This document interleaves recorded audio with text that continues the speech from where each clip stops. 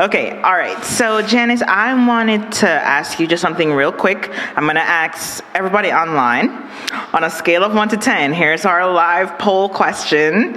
And I would love for you guys to tell me on a scale of 1 to 10, how hopeful do you feel right now?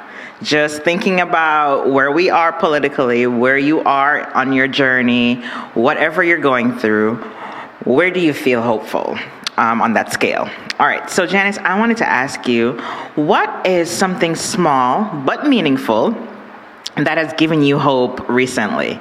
It could be a kind word, an answered prayer, or even, the sunrise, whatever reminded you of God's faithfulness.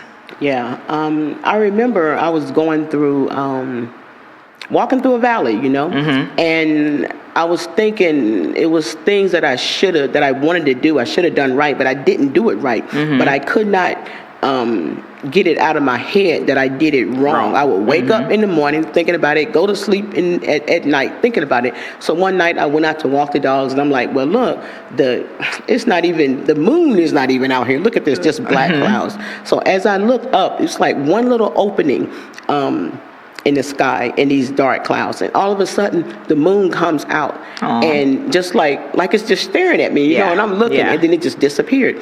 To me, that meant that God was speaking to me in a small, meaningful way. And he said, what you need to do is remember what I've done for you.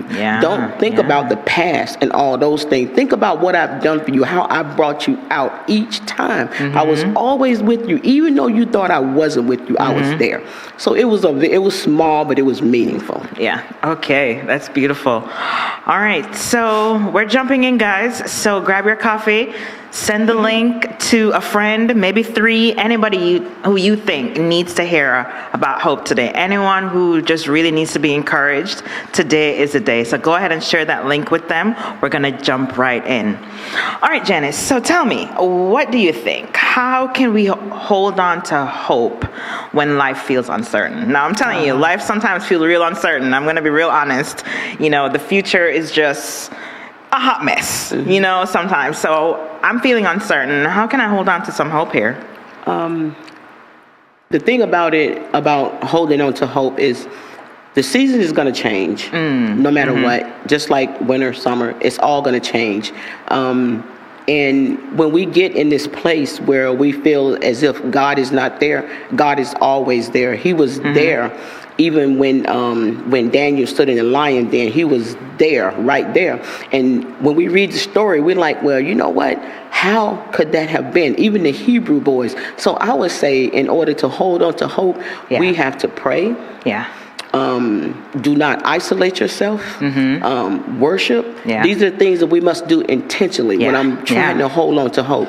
And just remember that God said, be still and know that I'm God. And so in that stillness, God is going to begin to speak to us. So I think that we should read the word intentionally, pray intentionally, worship intentionally, do all these things on purpose, and go in hard when you do it. That's good. I also want to add that, we sometimes are holding on to things that are changing. So if we anchor our hope in something that's unchanging, God never changes. He's faithful now, he's faithful then, and he will always be faithful. So if we are holding on to something that's unchanging, then it doesn't matter. God's character does not change. He remains the same. So if we just latch on, just hold on to God, his word. You said pray intentionally. I love that. And I'm going to, say something later on about praying intentionally, and just really putting words into practice.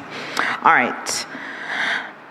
This is a hard one for me. I really sat down with this question because I didn't think about it all the way. So I'm going to ask you, Janice, and I want to hear what your responses are.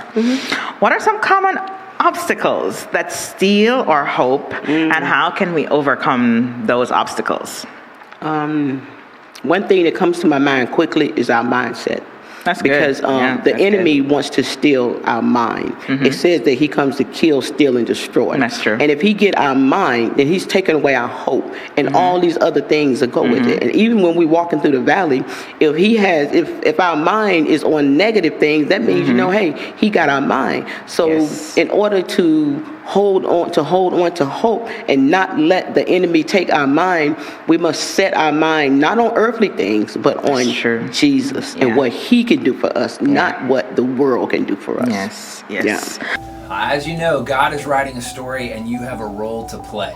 If you would, like this video so it gets to more people, and then subscribe so that you get all the videos that we'll be doing in the future.